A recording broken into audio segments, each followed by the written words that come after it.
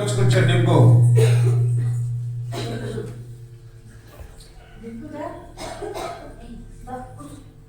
దేవుని పరిశుద్ధ గ్రంథముల నుండి ఒక మాటను మనం చదువుకుందాం. మొదటి సమూయేలు గ్రంథము 2వ అధ్యాయము 26వ వాక్యాన్ని చదువుకుందాం. బాలుడగు సమూయేలు ఇంకను ఎదుగుచు యెహోవా దయయందును మనుషుల దయయందును వర్ధిల్లుచుండెను. మమ్మల్ని మిక్కిలిగా ప్రేమించిన మా రక్షకుడా, నీకు వందనములు, స్తుతులు నాయనా, స్తోత్రములు. ఈ శ్రేష్టమైన మంచి సమయములో ప్రభువాన్ని స్వరాన్ని వినిపించి మీరు మాట్లాడండి. మీ మాటలు వివరించడానికి నాయన మేము అర్హులము కాము నాయనా, నీకు స్తోత్రము. అయినప్పటికీ కూడా ప్రభువా, మా బలహీనతలో మమ్మల్ని బలపరుస్తూ నోటికి నోరుగా ఉంటూ మీరు మాట్లాడుతున్నందుకు నీకు స్తోత్రాలు. ఈ సమయము కూడి వచ్చిన బిడ్డలమైనటువంటి మా అందరితో నాయన అర్థమయ్యే రీతిలో మీరు మాట్లాడి మీ నామమునకు మహిమ తెచ్చుకోమని యేసయ్య నామములు అడిగి వేడుకొనుచున్నాము తండ్రి. ఇక్కడ చదవబడినటువంటి వాక్య భాగాన్ని మనం గమనించినట్లయితే, బాలుడైనటువంటి సమూయేలు ఎదుగుచు యెహోవా యందు మనుషుల దయ యందు వర్ధిల్లుచుండెనని మనం చూస్తుంటున్నాం. నిజముగా బాలుడైనటువంటి సమూయేలు ఆయన వర్ధిల్లడానికి ప్రధాన కారణము ఏమై ఉన్నది? సమూయేలు అనేటటువంటి మాటకు అర్థం ఏమిటంటే, యెహోవాయే ప్రార్థన ఆలకించువాడు. చెప్పండి, ఏం చెప్పండి? ప్రార్థన ఆలకించువాడు. ఈ సమూయేలు ఒక ప్రవక్త. ఈ సమూయేలు ఎలాంటి వాడంటే యాజకత్వము చేయగలిగిన వాడు. ఈ సమూయేలు ఎలాంటి వాడంటే న్యాయాధిపతి. ఇన్ని గుణగణములు కలిగినటువంటి సమూయేలు జీవితంలో ఆయన వర్ధిల్లడానికి, ప్రబలముగా దేవుని చేత ఆయన దీవించబడటానికి గల కారణము ఏమై ఉన్నదని మనము వాక్యాన్ని పరిశీలన చేస్తే, మొదటి సమూయేలు గ్రంథము 1వ అధ్యాయము 11వ వాక్యాన్ని మనం చదువుదాం. సైన్యములకు అధిపతి యెహోవా, నీ సేవకురాలైన నాకు కలిగి ఉన్న శ్రమను చూచి నీ సేవకురాలైన నాకు మరువక జ్ఞాపకము చేసుకోమని మగ పిల్లను దయచేసిన ఎడల వారి తల మీదికి క్షౌరపు కత్తి ఎన్నటికి రానియను. వాడు బ్రతుకు దినములన్నీ నేను యెహోవాకు అప్పగింతునని ఓడంబడిక చేసుకుని ఒప్పందము చేసుకునెను. సమూయేలు ఒక ప్రవక్తగా, ఒక యాజకత్వము చేయడానికి, ఒక న్యాయాధిపతిగా ఉండటానికి ఇన్ని గుణలక్షణాలు కలిగిన వాడుగా బాలుడైనటువంటి సమూయేలు దేవుని దయయందు మనుషుల దయయందు వర్ధిల్లటానికి మొట్టమొదటిగా మనము జ్ఞాపకం చేసుకున్నట్లయితే తల్లి అయినటువంటి అన్న యొక్క ప్రార్థన. గట్టిగా చెప్పండి. ఎవరు కారకులు? అన్న ప్రార్థన, తల్లి ప్రార్థన. ఆదికాండము 33వ అధ్యాయము 5వ వాక్యాన్ని చూద్దాం. ఇక్కడ ఏశావుతో యాకోబు చెప్తున్నటువంటి మాటలు గమనించండి. ఏశావు కన్నులెత్తి ఆ స్త్రీలను, ఆ పిల్లలను చూచి, వీరు నీకేమి కావాలని అడిగినందుకు దేవుడే నీ సేవకునికి దయచేసినటువంటి పిల్లలు అంటే వీరు దేవుని పిల్లలు. చాలా జాగ్రత్తగా మన బిడ్డలు ఆస్వాదింపబడాలి అని అంటే దానికి కారణం ఎక్కడ ఉంది? ఈ సన, ఆ తర్వాత ఎవరు? పవను కుమారుడు కాదు, ఎవరి కుమారుడు? దేవుని కుమారుడు. ఎందుకు దేవుని కుమారుడని మనం అనాలి అంటే 127 దావీదు కీర్తన 3వ వాక్యాన్ని చదవండి. కుమారుడు యెహోవా అనుగ్రహించు స్వాస్థ్యము, గర్భఫలము ఆయన ఇచ్చు బహుమానమే. అంటే దేవుడు ఎప్పుడైతే దేవుడు తనకు బిడ్డలను ఇవ్వడో, దీనివల్ల ఒక బిడ్డ మనకు కలిగాడు, ఒక బిడ్డను మనము సంపాదించుకున్నామంటే అది దేవుని యొక్క దయనే, అంటే దేవుని పిల్లలే. ఆ దృష్టి కలిగి మనం ఉండాలి. ఆ దృష్టి కలిగి ఉండి ప్రతిరోజు కూడా అన్న సమయాల కొరకు ప్రార్థన చేస్తూ వచ్చింది. ఇప్పుడు సన ఒకవేళ ప్రార్థన భాష రాకపోయినా ఆమె ఏమి చేయాలంటే ప్రార్థన నేర్చుకొని తన బిడ్డల కుమారుల కొరకు, ఇద్దరి కొరకు ప్రతిరోజు ప్రార్థన చేయాలి. బిడ్డలు ఎదుగుదల, బిడ్డలు దీవెనకరంగా వారు మంచిగా అభివృద్ధి చెందాలి అంటే వెనకాల ఒక ప్రోత్సాహం ఉండాల, ప్రోత్సహించాలా.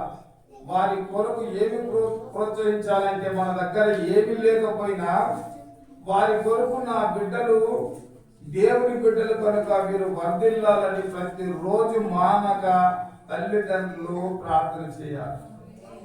ఇప్పుడు అన్న ఏం చేసింది? సామ్యూయలు కొరకు ప్రతిరోజు ఆమె ప్రార్థన చేస్తున్నది కాబట్టి అతడు దేవుని దయయందు, మనుషుల దయయందు వర్ధిల్లుతూ వచ్చాను. ఆయన వర్ధిల్లడానికి వెనకాల ఏమి ఉంది సపోర్టు అని అంటే ధనము కాదు, లోక సంబంధమైనటువంటి కార్యాలు కాదు, లోక సంబంధమైనటువంటి ఆడంబరాలు కాదు. దాని వెనకాల ప్రార్థన జీవితం ఉంది. మొట్టమొదటి గమనించండి. మన బిడ్డలు అభివృద్ధి పొందాలా, మన బిడ్డలు బాగుండాలా, వాళ్ళు ప్రయోజకులుగా మారాలి అని ఏ తల్లి ఆశిస్తుందో ఆ తల్లి తప్పనిసరిగా తన బిడ్డల కొరకు ఏం చేయాలంటే ప్రతిరోజు కూడా ప్రార్థించాలి. మొట్టమొదటిగా రెండో విషయాన్ని జ్ఞాపకం చేసుకుందాం. మొదటి సమూయేలు గ్రంథము 1వ అధ్యాయము 11వ వచనాన్ని చదవండి. నీ సేవకురాలైన నాకు కలిగి ఉన్న శ్రమను చూసి నీ సేవకురాలైన నాకు మగపిల్లను దయచేసిన ఎడల అని ఏం చేసింది ఆమె? 28వ వచనం చదువు. 1వ అధ్యాయం 28వ వచనం. కాబట్టి నేను ఆ బిడ్డను దేవునికి ప్రతిష్ఠించి తిని. అందరూ చెప్పండి ఆ మాట. ఎవరిని ప్రతిష్ఠించారు? సమూయేలును. అదే ప్రకారంగా దేవుడు సమూయేలును సంపూర్ణముగా దీవించి అనేక ప్రజలకు మార్గదర్శకుడుగా ఉండటానికి గల కారణము, అంతగా దీవించబడటానికి గల కారణం ఏంటంటే, రెండోది ఎందుకు ఆమె తీర్మానం చేసుకుందంటే ఈ బిడ్డ నా బిడ్డ కాదు, ఇది దేవుని వలన నాకు ఇచ్చాడు కాబట్టి ఇది దేవుని బిడ్డ అని చెప్పి రెండో విషయము ఆమె దేవునికి సమూయేలును ప్రతిష్ఠిత చేసింది. కాబట్టి సమూయేలు అన్ని రంగములలో బాలుడైనటువంటి సమూయేలు దీవింపబడుతూ వర్ధిల్లుతూ వచ్చాడు. దేవునికి స్తుతులు చెప్పండి. మనం కూడా ఏం చేయాలా? అయ్యా ఈ బిడ్డకు దిక్కు నీవే, ఈ బిడ్డను నీ చేతులు పెడుతున్నాను నాయన, ఈ బిడ్డకు జ్ఞానము దయచేయి, తెలివిని దయచేయి అని చెప్పి ప్రతిరోజు కూడా మన బిడ్డల కొరకు నిజంగా ఒక మాట మీకు చెప్తాను. మన బిడ్డలు రేపు పెరిగి పెద్దవారై తిరుగుబాటు మన మీద చేయకుండా ఉండాలి అని అంటే తల్లిదండ్రులుగా ప్రతిరోజు మన బిడ్డల తలంచుకుని చేయాలా? దేవుని సన్నిధానంలో ప్రతిరోజు కూడా మనము ప్రార్థించాలి. నా పిల్లలు ఎదిగారు, పెద్దగా అయిపోయారు, పెళ్ళిడు వచ్చేసింది, పెళ్లి చేసేస్తే అయిపోద్దులేని అనుకోవద్దు. వారు ఎంత పెద్దవారైనా మన బిడ్డల కొరకు, వారి భవిష్యత్తు కొరకు, వారు దీవించబడటానికి మనము సమాజంలో తల ఎత్తుకొని ఉండటానికి ఇలాంటి గొప్ప కార్యాలు మన బిడ్డల జీవితాలలో మనము చూడాలంటే దేవునికి మన బిడ్డలను ఒకటి ప్రార్థన చేయాలా, రెండోదిగా మనం ఏం చేయాలంటే మన బిడ్డను దేవునికి ప్రతిష్ఠిత చేయాలి. దేవునికి స్తోత్రం చెప్పండి గట్టిగా. మూడో విషయాన్ని జ్ఞాపకం చేస్తున్నాం. మొదటి సమూయేలు గ్రంథము 2వ అధ్యాయము 11వ వచనం. తర్వాత ఎల్కానా వెళ్ళిపోయాను. అయితే పరిచర్య చేయుచుండెను. దేవునికి స్తోత్రం చెప్పండి. మన బిడ్డలు ఎక్కడ ఉండాలి అనంటే దేవుని మందిరములో శ్రాపలేసేవారిగా, శ్రాపలెత్తేవారిగా, మందిరమును శుభ్రపరిచేవారిగా మన బిడ్డలు మనుషులకు కాదు కానీ దేవునికి పరిచర్య చేసేవారుగా ఉండాలి. ఇప్పుడు ఏలి పక్కకి వెళ్ళిపోయాడు, సమూయేలు ఒక్కడే ఉన్నాడు. ఆ సమూయేలు ఏమి చేస్తున్నాడంటే ఆ దేవాలయములో దీపము ఆరిపోకుండా దానిని వెలిగిస్తూ ఉన్నాడు, పరిచర్య చేస్తూ ఉన్నాడు. ఈ రోజున మన బిడ్డలు దేవుని దయ్యందు, మనుషుల దయ్యందు వర్ధిల్లాలి, నా బిడ్డ బాగుండాలి అని అనుకునే తల్లిదండ్రులు ఆ బిడ్డల్ని మూడో విషయంగా మనం ఏమి చేయించాలంటే పరిచర్య చేయించాలి. ఏం చేయించాలమ్మా? అందరు చెప్పండి, ఏం చేయించాలా? అమ్మో, నేను లేకుంటే నా బిడ్డ కదలలేడు, నా బిడ్డ మాట్లాడలేడు, అన్నిట్లో నేను ఉండాలా. ఎక్కడ పరిచర్య నేర్చుకుంటారు పిల్లలు అంటే సండే స్కూల్లో నేర్చుకుంటారు. అయితే మనం ఏం చేయాలా? పరిచర్య ధర్మాన్ని మన బిడ్డలకు మనము నేర్పించాలి. ఉదయాన్నే లేచి వారిని తయారు చేసి, నాకు ఒక ఆశ్చర్యం అనిపిస్తుంది. కొంతమంది పిల్లలు ఉన్నారు, చూస్తూ ఉంటాను. తల్లిదండ్రులు మందిరానికి వచ్చిన తర్వాత పిల్లలు వస్తారు. మన పెంపకాన్ని బట్టే మన బిడ్డలు దీవించబడతారన్న సత్యాన్ని ఎప్పుడైతే మనం గ్రహిస్తామో అందరికంటే ముందుగా మన బిడ్డలను తయారు చేసి మనం ఏం చేస్తాము? దేవుని మందిరానికి పంపిస్తాం. ఎందుకు దేవుని మందిరానికి పంపిస్తామంటే ఆ మందిరములో నా పిల్లలు ఏమై ఉండాలంటే పరిచర్య చేసేవారుగా ఉండాలి. దేవునికి స్తోత్రం చెప్పండి. ఇక్కడ నాలుగో విషయాన్ని మనం జ్ఞాపకం చేసుకుందాం. మొదటి సమూయేలు గ్రంథము 2వ అధ్యాయము 21వ వచనాన్ని జ్ఞాపకం చేసుకుందాం. యెహోవా అన్నాను దర్శింపగా ఆమె గర్భవతి అయి 3 కుమారులను 2 కుమార్తెలను కని, అయితే బాలుడైన సమూయేలు యెహోవా సన్నిధిలో నుండి ఎదుగుచుండెను. దేవునికి స్తోత్రం చెప్పండి. నాలుగో విషయాన్ని మనం జ్ఞాపకం చేసుకున్నట్లయితే దేవుని సన్నిధిలో ఉన్నాడు. సమూయేలు దేవుని మందిరములో ఉండి వర్ధిల్లాడు. లోకములో ఉంటే వర్ధిల్లము.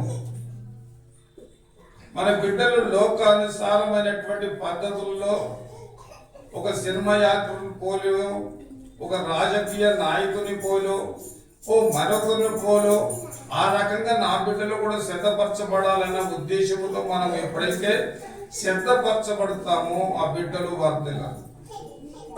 ఆ బిడ్డలు నాలుగోదిగా వారి బిడ్డ ఎక్కడ ఉండాలా? దేవుని సన్నిధిలో ఉండాలి.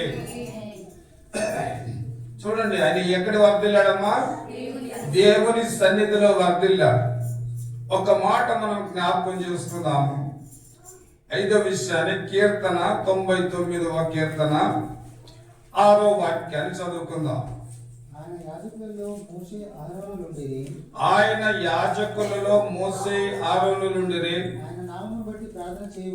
ఆయన నామమును బట్టి ప్రార్థన చేయు వారిలో సమూయేలు ఉండెను. దేవునికి స్తోత్రం చెప్పండి గట్టిగా. గట్టిగా స్తోత్రం చెప్పండి. ఎక్కడున్నాడంట సమూయేలు? ప్రార్థన పరుడై ఉన్నాడు. దేవునికి స్తోత్రం చెప్పండి.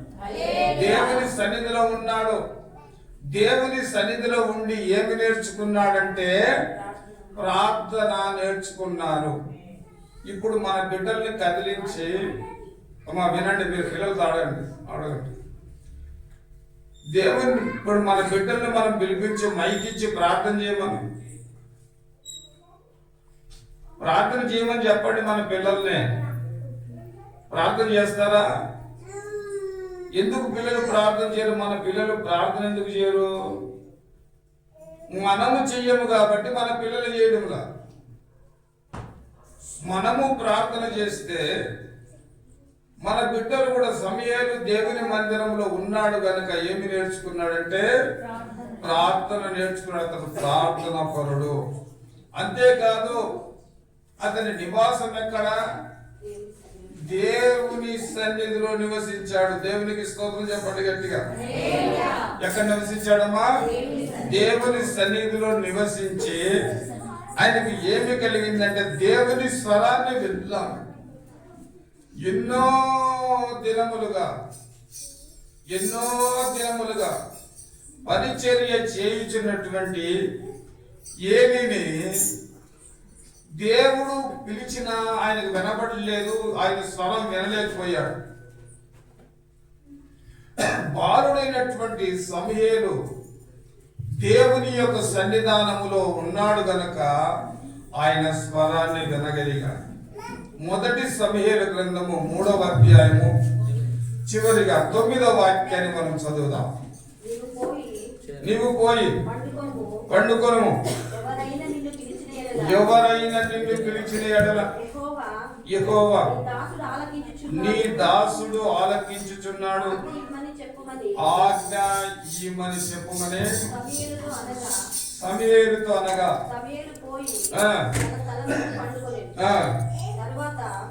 యెహోవా ప్రత్యక్షమై నిలిచి ఆ రీతిగా సమూయేలు అని పిలువగా సమూయేలు నీ దాసుడు ఆలకించుచున్నాడు, ఆజ్ఞ ఇవ్వలేదు. చాలు. ఇక్కడ ఏమి గమనిస్తాం మనం అనంటే, సమూయేలు నివాసం ఎక్కడంటే దేవుని మందిరము. ఇంట్లో పండుకోలేదు ఆయన, దేవుని మందిరంలో పండుకున్నాడు. దేవుని యొక్క స్వరాన్ని విన్నాడు. ఇప్పుడు చదవండి, మొదటి వచనము, మొదటి అధ్యాయము 2వ అధ్యాయం 26వ వచనము. బాలుడగు సమూయేలు ఇంకను ఎదుగుచు యెహోవా దయందు మనుషుల దయందు వర్ధిల్లుచుండెను. ఆయన రీతిగా వర్ధిల్లటానికి గల కారణం ఏమిటంటే, మొట్టమొదట ప్రార్థన నేర్చుకొని ప్రార్థన చేయాలి. ఎవరి కొరకు? బిడ్డల కొరకు. బిడ్డల మీద మన చేతులను ఉంచి ప్రతిరోజు కూడా ప్రార్థన చేయాలి. రెండోదిగా మనం జ్ఞాపకం చేసుకున్నట్లయితే మన బిడ్డలను దేవునికి ప్రతిష్ఠించాలి. మూడోదిగా మనము చూసినట్లయితే మందిర పరిచర్యలో మన బిడ్డలు పారిభాగస్తులుగా ఉండేటట్లుగా మనము చేయాలి. 4వ విషయము, దేవుని సన్నిధిలో ఎదిగేటట్లు చేయాలి.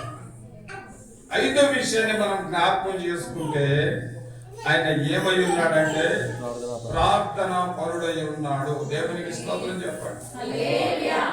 ఈ 5 రకాల గుణ లక్షణాలు సమూయేలు జీవితంలో రావడానికి ప్రబలమైనటువంటి కారణం ఏమిటి అంటే తల్లిదండ్రుల యొక్క ప్రార్థన.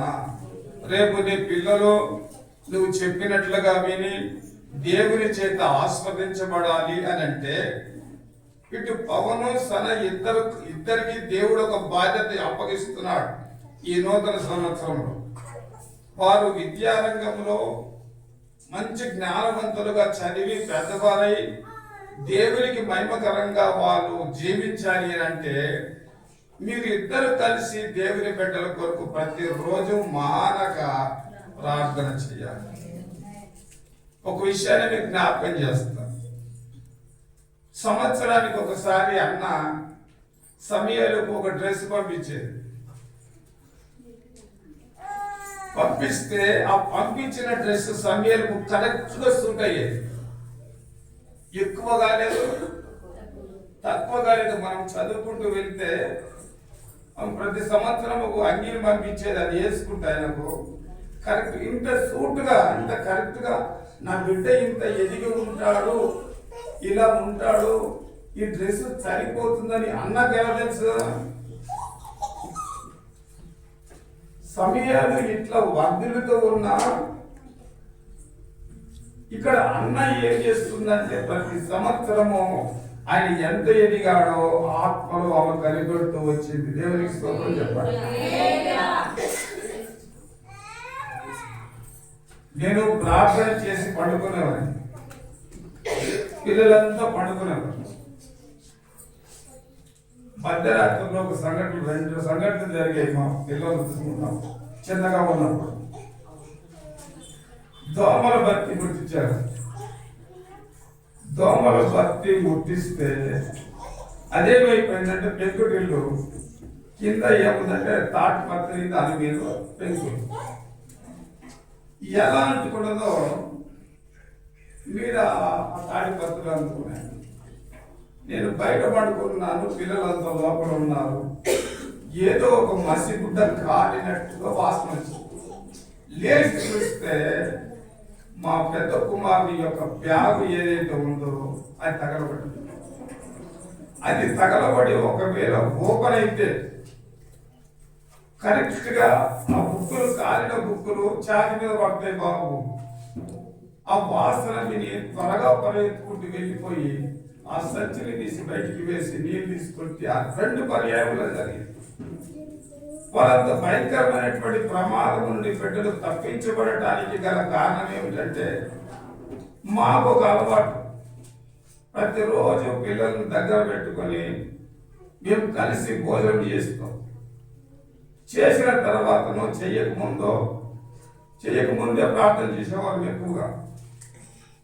వారు కాపాడబడటానికి దాని వెనకాల కారణం ఏమిటంటే బిడ్డల కొరకు ప్రార్థన చేసి, ఆ ప్రార్థన చేసింది వారికి అపాయకరమైనటువంటి స్థితుల నుండి తప్పించింది. ప్రతి కూడా మన బిడ్డలు ప్రాణాపాయపు స్థితిలో నుండి తప్పించబడాలి అని అంటే ప్రతిరోజు తల్లిదండ్రులుగా ఏ ఆహారాన్నైతే మనం బిడ్డలకు తినిపిస్తున్నామో అదే ప్రకారముగా ఆత్మ సంబంధమైనటువంటి ప్రార్థన అనేటటువంటి ప్రకారాన్ని మన బిడ్డల చుట్టూ ఉండేటట్లుగా తల్లిదండ్రులుగా మనం ప్రార్థన చేయాలి.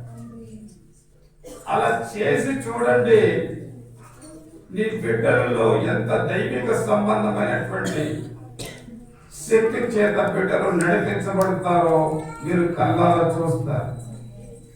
చెప్పండి అమ్మా, ఇది తీరు రాలేదా? లే వాక్యం వినడం లేదా? అర్థం కాలేదా? ఇంత మంచి పదాలు చెప్తుంటే మౌనంగా ఉంటుందమ్మా.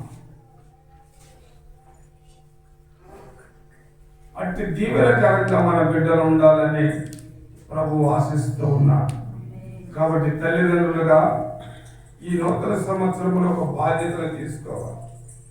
ఈ జన్మదినానికి మన దగ్గర డబ్బు లేకున్నా అప్పు చేసైనా మనం ఏం చేస్తాము, మన బిడ్డలకు వస్త్రాలు కొంటాము, తిరుబండారాలు తీసుకొస్తాం, కుటుంబంలో దావత్ చేసుకుంటాం. ఏమి లేకపోయినా అప్పు తెచ్చైనా చేసి సంతోషిస్తాం. దీనికంటే రెట్టింపు సంతోషము నీ బిడ్డలలో నువ్వు చూడాలంటే ఈ 5 రకాల సద్గుణాలు తల్లిగా తండ్రిగా మీ జీవితంలో ఉండాలి. అవి ఉన్నప్పుడు పట్టలేనటువంటి సంతోషము, పట్టలేనటువంటి ఆనందము నీ బిడ్డల జీవితాల్లో మీకు అనుగ్రహిస్తారు. అటు కృప దేవుడు మీకు అనుగ్రహించడం కాక తల్లు మంచి ప్రార్థన చేసుకుందాం. మన మధ్యలో ప్రార్థన చేస్తాం. సకల ఆశీర్వాదాల కారణము చేయడం గొప్ప తండ్రి యేసుక్రీస్తు ప్రభువా, ఈ సాయంత్రం తండ్రి నీకు మందిరంలో చేరువచ్చు తండ్రి. అయ్యా ప్రభువా, పాటల ద్వారా వాక్య ధ్యానం ద్వారా ప్రభువా కొంత సమయాన్ని ఆనందింపై చేసి మీకు వందనం తెలుస్తున్నాం తండ్రి. ప్రభు ఈ సాయంత్రం వేళలో మంచి వేళలో తండ్రి మీకు దాసుని మీకు సిలువ చాటును మరిచిపరుచుకొని మాతో మీరు మాట్లాడిన విధానానికై మీకు స్తోత్రం చెల్లిస్తున్నాం తండ్రి. అవును తండ్రి, ఆనాడు బాలుడైన సమూహీలు యెహోవా దయందు తండ్రి మనుషుల దయందు వర్తిల్లినట్లు మేము చూస్తున్నాం తండ్రి. దాని చాలా 5 కారణాలు కూడా మేము అందించారు. అందుకే మనం తెలుస్తున్నాం తండ్రి. అవును తండ్రి, అన్న ప్రార్థన చేసిన విధానాన్ని మేము జ్ఞాపకం చేసుకొచ్చున్నాము. తల్లిదండ్రులుగా మేము విజ్ఞాపన చేయాలని ప్రార్థనల కోసమై ప్రార్థన చేయాలని మీరు మాతో మాట్లాడుతూ వచ్చారు. ప్రార్థన అనుభవం మాకు నేర్పించమని సహాయం చేయమని అడుగుతున్నాం తండ్రి. ప్రభా అంత మాత్రమే కాకుండా తండ్రి, ప్రభా దేవునికి మా బిడ్డలను మమ్మల్ని మీరు సమర్పించుకోవాలని మీరు మాతో మాట్లాడుతూ వచ్చారు తండ్రి. దేవునికి ప్రతిష్ఠించాలని మీరు మాతో మాట్లాడారు తండ్రి. అవును తండ్రి, మీరు మాకు ఇచ్చిన బిడ్డలను మా కోసం, లోకం కోసం కాకుండా తండ్రి మీకోసం పెంచులాగిన సహాయం చేయమని అడుగుతున్నాం తండ్రి. ప్రభా అంత మాత్రమే కాకుండా మందిరంలో పరిచయం చేయలాగిన బిడ్డల ఉంచలాగిన సహాయం చేయమని అడుగుతున్నాం తండ్రి. ప్రభా బాలైన సమూహేలు తండ్రి అయ్యా దేవుని సన్నిధిలో ఉండి ప్రభా అంత మాత్రమే కాకుండా ప్రార్థనా పరుడై ఉండి ప్రభా ఏ విధంగా ప్రభా అభివృద్ధి పొందడం మేము చూస్తూ వస్తున్నాం తండ్రి. అయ్యా మా బిడ్డలు కూడా తండ్రి చిరకాల యెహోవా మందిరంలో నివాసము చేస్తున్నాను దావీదు కీర్తన వాక్య భాగం జ్ఞాపకం చేసుకొచ్చున్నాం తండ్రి. మేము మా పిల్లలకు మాదిరిగా ఉండి తండ్రి మా పిల్లలు ఆ విధంగా పెంచులాగిన సహాయం చేస్తున్నాం అడుగుతున్నాం తండ్రి. ముఖ్యంగా సాయంత్రం వేళ తండ్రి ప్రభా జన్మదినం జరుపుకుంటున్న డింపుని జ్ఞాపకం చేసుకోండి తండ్రి. గత సంవత్సరం మీరు కాపాడి తండ్రి ఆరోగ్యాన్ని ఆయుష్ని పొడిగించి నూతన సంవత్సరం మీరు అనుగ్రహించినందుకు నీకే సంవత్సరం తెలుస్తున్నాం తండ్రి. ప్రభా మీరు నూతన సంవత్సరంలో కూడా మరొక నూతన సంవత్సరం బిడ్డ అనుగ్రహించి తండ్రి మీరు ఇచ్చిన మీకు ధన్యతకై మీకు సంవత్సరం తెలుస్తున్నాం తండ్రి. అయ్యా తండ్రి రానున్న 365 రోజులు ఆ బిడ్డను మీకు దీవెన కింద రాజ్యం అడుగుతున్నాం తండ్రి. ఆరోగ్యం మీరు ముద్రించండి, కావాల్సిన విద్యాభ్యాసంలో తెలివి జ్ఞానము ఆరోగ్యం అనుగ్రహించబడుతున్నాం తండ్రి. తల్లిదండ్రులు కూడా ఆ బిడ్డను ఏ విధంగా పెంచాలో సహాయం చేయమని పవన్ను సరళ జ్ఞాపకం చేసుకోండి. వారిని ప్రభావ అయ్యే తండ్రి మీరు ఆరోగ్యం మీరు ముద్రించి ప్రభా అయితే రెక్కలు తీర్చి ప్రభా ఆత్మల వారిని వర్ధిల్లపై వర్ధిల్ల చేయమని సహాయం చేయబడుతున్నాం తండ్రి. వారి చిన్న బిడ్డలకు కొంత ప్రార్థించాలని సహాయం చేస్తామని అడుగుతున్నాం తండ్రి. అలాగే మరి ఎక్కడ భాస్కరం జ్ఞాపకం చేసుకొచ్చున్నాం. అయ్యా వారిని కూడా దీవించండి, ఆరోగ్యం మీరు ముద్రించండి, ఆత్మ ఫలింపజేస్తున్నాం అడుగుతున్నాం తండ్రి. అలాగే రెండు కుటుంబానికి మీకు జ్ఞాపకం చేసుకుని అడుగుతున్నాం తండ్రి. ప్రభా మందిరం నడిపించమని మీకు అయ్యతని మీ కుమారుని మీరు దర్శించమని సహాయం చేస్తున్నాం అడుగుతున్నాం తండ్రి. ప్రభా ఆ యొక్క చిన్న కుటుంబం మీకు జ్ఞాపకం చేసుకుని మీ దీవెనకరంగా ఉంచమని మీరు ఇచ్చిన మంచి సమయాన్ని బట్టి మీకు స్వాతం తెలుస్తున్నాం తండ్రి. వారికి ఇచ్చిన మీకు దాసుని జ్ఞాపకం చేసుకుని ఆరోగ్యం మీరు ముద్రించండి, రాజపోతల తోడై ఉండండి. ప్రభా రెట్టింపు ఆశీర్వాదంతో మీరు ప్రభా మీరు నింపి వీటి మహిమార్థం వాడుకొంచున్నాం అడుగుతున్నాం తండ్రి. ముందు సమయం దీవెనకరంగా ఉంచమని యేసునామమున అడిగి పెట్టుకొంచున్నాం పరమ తండ్రి.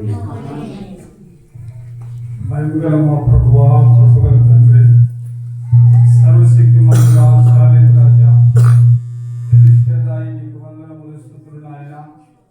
ఇంతవరకు నా తండ్రి మీ సన్నిధిని మాకు తోడుగా ఉంచారు.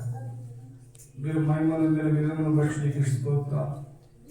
నీ బిడ్డ నాయనా నీ దయలో మనుషుల దయలో నిత్యము వర్ధిల్లుటకు సహాయమును చేసి మీరు మహిమ తెచ్చుకోమని యేసయ్య నామములో వేడుకొంచున్నాము తండ్రి.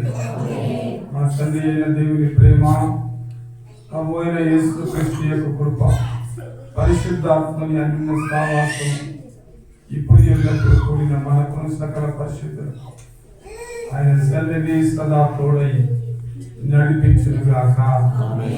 కేక్ తీసుకురా మా డింపు రానా.